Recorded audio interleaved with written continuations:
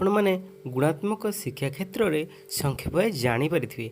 हाँ आज्ञा, यही गुणात्मक शिक्षा क्षेत्र में समग्र बालेश्वर जिलार समस्त सरकारी बेसरकारी स्कूल मान मध्य सबुठारु नंबर 1 स्कूल भाव मनोनीत होता विद्यालयटी है सिमुलिया ब्लॉक अंतर्गत मारकुणा ग्राम पंचायतर मारकणा उच्च प्राथमिक विद्यालय। तेबे आ डेरी कहीं चलतु ना बुली जावा से स्वप्नर विद्यालयटी को। आम स्वप्नर विद्यालय। हाँ आज्ञा, मंदिर मालिनी ओडिशार ऐतिह्य संपन्न जिला आम बालेश्वर, जार दक्षिण प्रांतर अवस्थित मारकुणा सरकारी प्राथमिक विद्यालय एक पवित्र देवभूमि। समग्र पुरपल्ली आज गर्वित एही अमृतमय कल्लोलित विद्यायतन को नहीं अंचलवासी आवश्यकता को नहीं 1954 मसीह स्थानीय अधिवासी देवशिल्पी कृष्णचंद्र बोईती, हरिहर बोईती और करुणाकर बोईती निजस्व अनुदान प्रतिष्ठित हुए एही विद्या मंदिरटी, जार प्रथम प्रधान शिक्षक थिले श्रीमान लोकनाथ पति महाशय।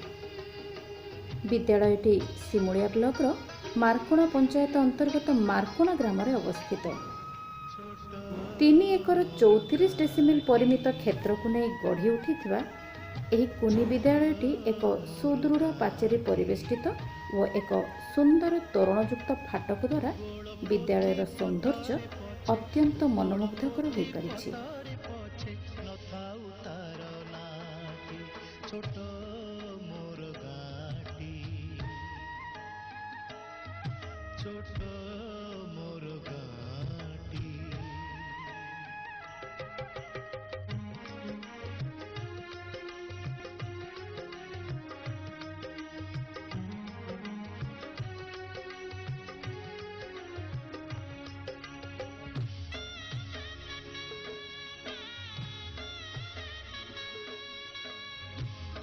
जार कांथर परिधि सुंदर मनोरम टेराकोटा सांगक रंग बेरंगर पट्टचित्र और महत्वाणीर संभार कोनी कोनी प्रतिभा मानू निज कोल को टाणी नहीं थाए, जो 14टी कोठरी समेत 33 फुट लंब और 16 फुट ओसार सम्मिलनी कक्ष अंतर्भुक्त।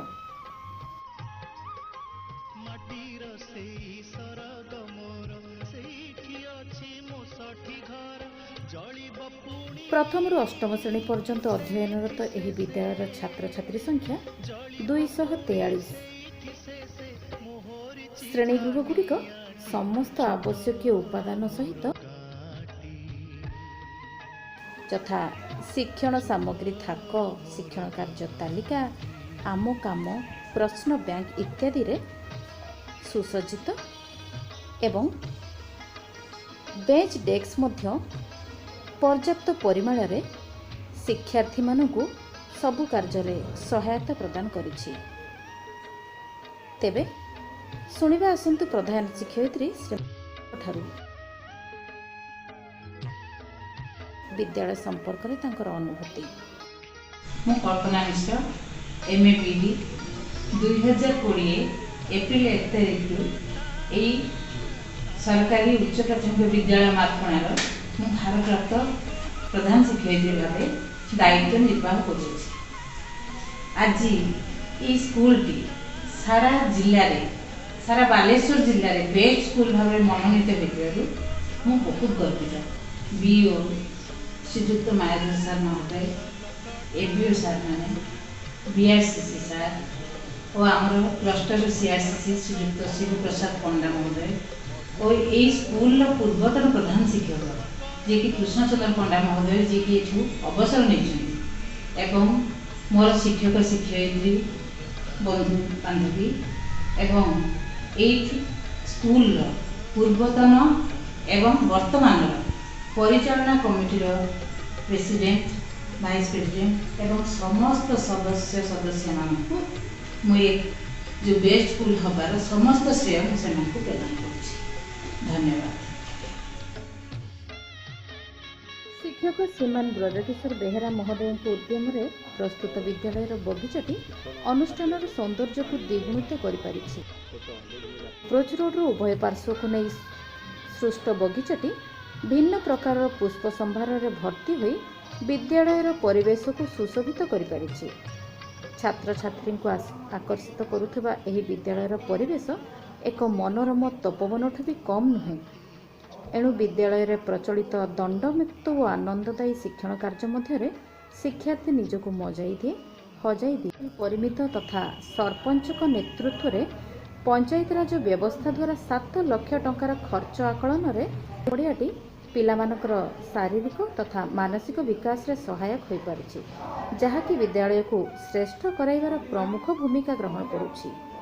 କାର୍ଯ୍ୟ ଆରମ୍ଭର ଅବ୍ୟବହିତ ପୂର୍ବରୁ ଆୟୋଜିତ ହୁଏ ଏକ ଭବ୍ୟ ପ୍ରାର୍ଥନା ସଭା। ବିଦ୍ୟାଳୟର ପ୍ରଧାନ ଶିକ୍ଷକ ଓ ଅନ୍ୟ ଶିକ୍ଷକ ଶିକ୍ଷୟିତ୍ରୀଙ୍କ ସହାୟତାରେ ପ୍ରାର୍ଥନା ସଭାର ନେତୃତ୍ୱ ନିଅନ୍ତି ଅବସରପ୍ରାପ୍ତ ସଂସ୍କୃତ ଶିକ୍ଷକ ତଥା ପାଲା ଗାୟକ ଶ୍ରୀମାନ ନିଶାକର ବେହେରା ମହୋଦୟ, ଯେଉଁଥିରେ ଭକ୍ତିମୂଳକ ପ୍ରାର୍ଥନା ସହିତ ମୁଖ୍ୟ ସମାଚାର, କୁଇଜ୍ ଓ ଅନୁଚିନ୍ତା ଆଦି ସ୍ଥାନ ପାଇଥାଏ। ଶିକ୍ଷଣ କାର୍ଯ୍ୟଭିତ୍ତିକ ପନ୍ଥା ଅବଲମ୍ବନ ପୂର୍ବକ ବିଭିନ୍ନ ଶିକ୍ଷଣ ସାମଗ୍ରୀର ବ୍ୟବହାର କରି ଶିକ୍ଷାଦାନକୁ ସରସ, ସୁନ୍ଦର, ସାବଲୀଳ ଓ ବୋଧଗମ୍ୟ କରାଇବାରେ ସହାୟକ ହୋଇଥାନ୍ତି। ତାହା ଶିକ୍ଷଣ ସାମଗ୍ରୀ ଗୃହରୁ ହିଁ ସ୍ପଷ୍ଟ ଭାବରେ ଜଣାପଡ଼େ। ବିଜ୍ଞାନ ଓ ପ୍ରଯୁକ୍ତି ବିଦ୍ୟାର ସହାୟତାରେ ଶିକ୍ଷା ଏହି ବିଦ୍ୟାଳୟର ପ୍ରମୁଖ ଆକର୍ଷଣ, ଯାହାକି ଶିକ୍ଷାର୍ଥୀମାନଙ୍କର ଦକ୍ଷତା ବିକାଶରେ ସହାୟକ ହୋଇଥାଏ। ଶ୍ରୀମତୀ ପୂର୍ଣ୍ଣିମା ପଣ୍ଡା ମହୋଦୟଙ୍କ ପ୍ରତ୍ୟକ୍ଷ ତତ୍ତ୍ୱାବଧାନରେ ଛାତ୍ରଛାତ୍ରୀ ବିଦ୍ୟାଳୟ ପାଇଁ ଭିନ୍ନ ଭିନ୍ନ ସମୟରେ ଭିନ୍ନ ପ୍ରକାର କୃତିତ୍ୱ ହାସଲ କରିଥାନ୍ତି। 2019 ମସିହା ସିମୁଳିଆ ବ୍ଲକର ପ୍ରଜ୍ଞାନ ପ୍ରଦର୍ଶନୀରେ ଷଷ୍ଠ ଶ୍ରେଣୀର ଛାତ୍ର ଧନଞ୍ଜୟ ମଲ୍ଲିକ ବାୟୁ ପ୍ରଦୂଷଣ ସମ୍ବନ୍ଧିତ ଏକ ପ୍ରକଳ୍ପ ପ୍ରଦର୍ଶନ କରି ପ୍ରଥମ ସ୍ଥାନ ଅଧିକାର କରିଥିଲେ। ତଦନୁଯାୟୀ 2017 ମସିହାରେ ପଞ୍ଚମ ଶ୍ରେଣୀର ଛାତ୍ରୀ ପ୍ରୀତି ପ୍ରଭା ମିଶ୍ର ମଧ୍ୟ ବ୍ଲକ ସ୍ତରୀୟ ବିଜ୍ଞାନ ପ୍ରଦର୍ଶନୀରେ ପୁରସ୍କୃତ ହୋଇଥିଲେ। ବିଜ୍ଞାନ ଶିକ୍ଷୟିତ୍ରୀ ଶ୍ରୀମତୀ ପଣ୍ଡା ମଧ୍ୟ ବିଦ୍ୟାଳୟରେ ଉପଲବ୍ଧ ବିଜ୍ଞାନ ସାମଗ୍ରୀକୁ ଶ୍ରେଣୀ ଶିକ୍ଷାଦାନରେ ଉପଯୋଗ କରାଇ ସଜ୍ଜିତ ଉନ୍ନତ ପାଠାଗାର ସାଙ୍ଗକୁ ବିଦ୍ୟାଳୟର କାନ୍ଥ ଶିକ୍ଷଣୀୟ ଚିତ୍ର ଶିକ୍ଷାର୍ଥୀଙ୍କ ଶିକ୍ଷଣ ଉପଲବ୍ଧି ହାସଲରେ ସହାୟକ ହୋଇଥାଏ।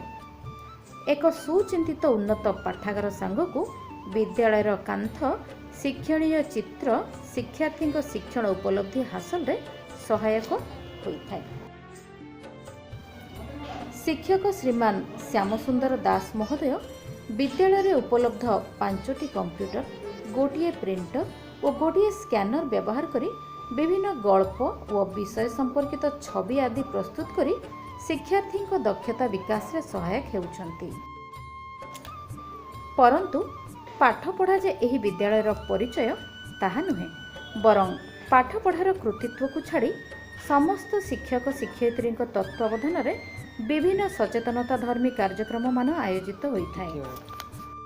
ନାଚ, ଗୀତ, ପାଲା, କ୍ରୀଡ଼ା ପ୍ରତିଯୋଗିତା, ପଥପ୍ରାନ୍ତ ନାଟକ ଓ ଅନ୍ୟାନ୍ୟ ସହ ଶୈକ୍ଷିକ କାର୍ଯ୍ୟକ୍ରମମାନ ଶିକ୍ଷାର୍ଥୀଙ୍କ ଅନ୍ତର୍ନିହିତ ଗୁଣାବଳୀ ବିକାଶରେ ସହାୟକ ହୋଇଥାଏ।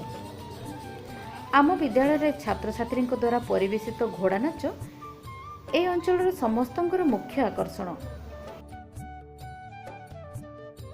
ଏଥିରେ ଶ୍ରୀମତୀ ଲୀନା ପଟ୍ଟନାୟକଙ୍କ ନେତୃତ୍ୱରେ 25 ଜଣ ସ୍କାଉଟ୍ ଏବଂ ଗାଇଡ୍ ବାହିନୀ ତୃତୀୟରୁ ଅଷ୍ଟମ ଶ୍ରେଣୀ ପର୍ଯ୍ୟନ୍ତ ପିଲାଙ୍କୁ ଶୃଙ୍ଖଳିତ କରାଇବାରେ ପ୍ରମୁଖ ଭୂମିକା ଗ୍ରହଣ କରିଛି, ଯାହାକି 2017 ମସିହା ମହାମହିମ ରାଜ୍ୟପାଳ ଡକ୍ଟର ଏସ୍.ସି. ଜମିର ଓ 2018 ମସିହାରେ ମହାମହିମ ରାଜ୍ୟପାଳ ପ୍ରଫେସର ଗଣେଶୀ ଲାଲଙ୍କ ଦ୍ୱାରା ପୁରସ୍କୃତ କରିପାରିଛି।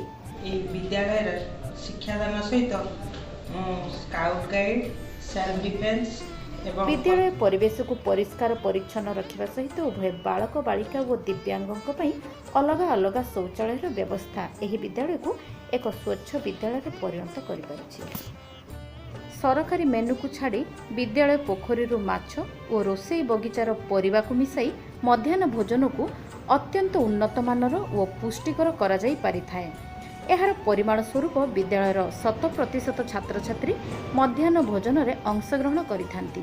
ଆମ ବିଦ୍ୟାଳୟ ପାଚିକା ଓ ସହାୟିକାଙ୍କ ସ୍ୱଚ୍ଛତା ଓ ଭକ୍ତିଭାବ ମଧ୍ୟାହ୍ନ ଭୋଜନକୁ ସୁସ୍ୱାଦ କରାଇବାରେ ସକ୍ଷମ ହୋଇଥାଏ।